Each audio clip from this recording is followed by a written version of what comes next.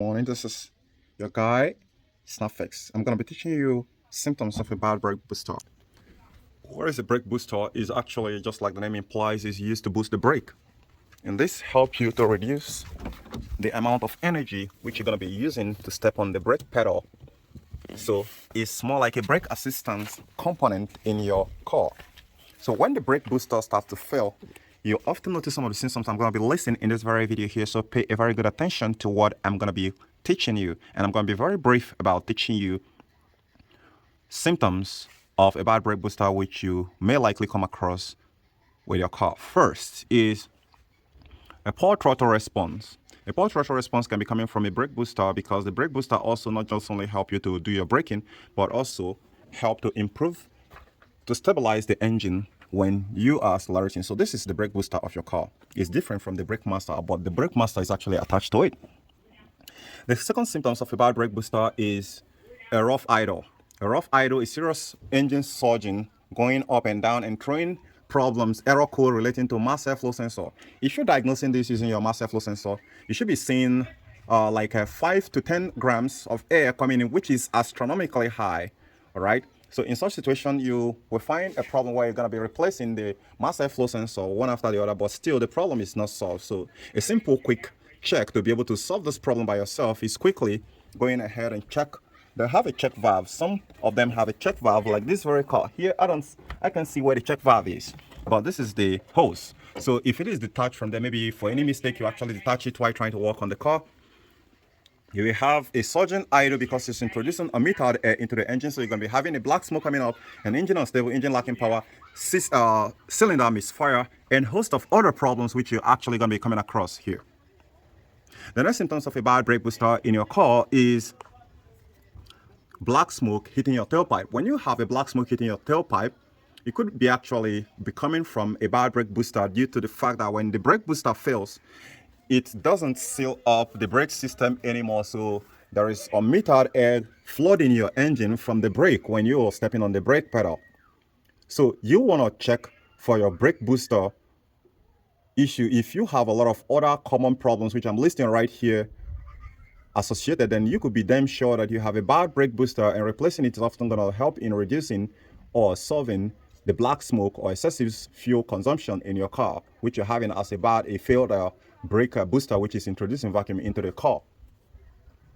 The next symptoms of a bad brake booster is when it takes more time to bring your car to a stop.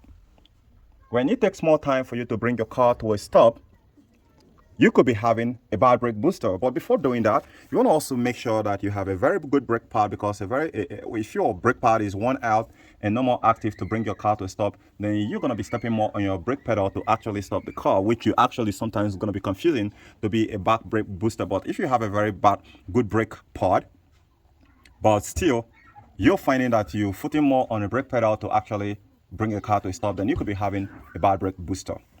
The next symptoms of bad brake booster is hissing sound. A hissing sound when you're stepping on the brake booster. Let's step on this one and see if this one is about to fail. You should be hearing tss, tss, tss when you're stepping on the brake pedal. So this is a very good brake booster because there is no any sign, no hissing sound, no air trap inside the system. In as much as there is no hissing sound, it means there is no any air trap inside the system due to a leaking brake booster. And when there is no any leaking of air within the brake booster, then you're not going to be hearing any hissing sound when you step on the brake pedal. The next symptoms of a bad brake booster is the engine started stalling when you're stepping on the brake. When you started stepping on the brake, when your car is idling and the car suddenly started stalling, started reducing in idle, the engine started vibrating, that is a typical sign that you have a bad brake booster. And this is often shows that your car is, your brake is pulling more vacuum, pulling more air to the brake system, to the brake booster here, than is actually permitting to go into your engine, which is disrupting your engine stability and creating some sort of stalling or rough idle or engine unstableness, unsteady idle when you're stepping on the brake pedal. The next symptoms of a bad brake booster is a disappearance of the brake fluid. Take for instance, here you can see this one as I shake it right here. This is the maximum mark.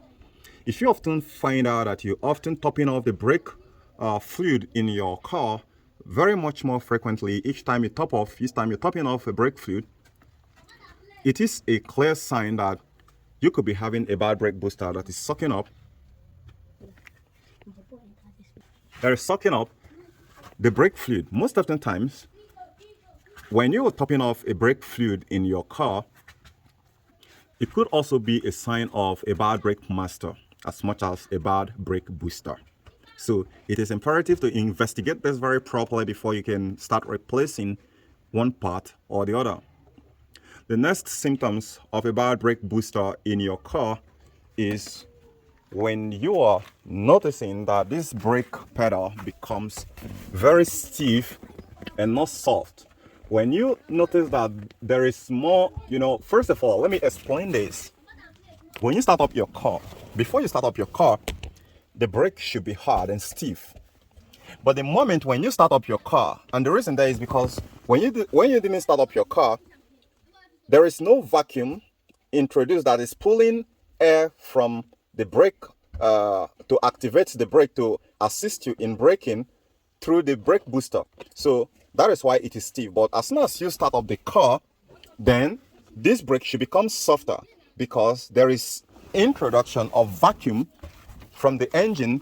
The engine is pulling vacuum from the brake booster, collapsing the diaphragm, which is now helping you to brake. And that should actually soften the brake pedal. But when the brake pedal becomes very stiff, when you're braking, then there is every tendency, 90% chance that your brake booster has failed. And why doing this? If it's accompanied with some other symptoms which I've listed in this very video here, you can be damn sure that your brake booster has failed and it needs a replacement. The last sign of a bad brake booster in your car is a brake light kept showing. A brake light. When the brake light started showing, first of all, go ahead and check the brake fluid level. If the brake fluid level is okay, then check the brake. There is a brake booster sensor. Make sure the connector is not bad. In as much as the brake fluid is okay and not down below the requirement, and the brake sensor is also not bad, then you could be having, first of all, check the check valve within the brake booster line. If the brake check valve is bad, which is actually meant to allow airflow in one direction, then if it is in a very good condition, swap it with another one. If suppose you're not sure if the problem still remain the same and the brake lights still keep showing on the dashboard, then you should go ahead and replace your brake booster. I said last, sorry, there is one more sign there that you could be having a bad brake booster issue is a check engine light. Why would you have a check engine light or brake sign with a exclamation? Is because any problem relating to brake failure is very unhealthy and catastrophic for your well-being, as much as the car, which can lead to damage of property, life, loss of life, and more.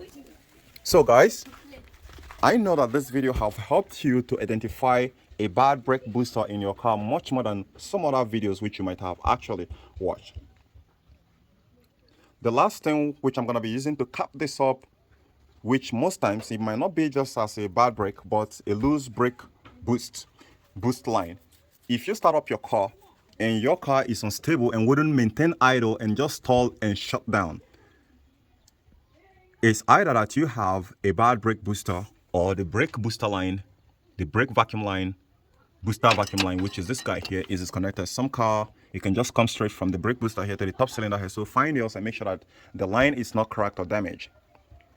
Now that you know how to identify a bad brake booster in your car, give this video a thumbs up, subscribe to my channel. I'll see you guys later. Bye for now.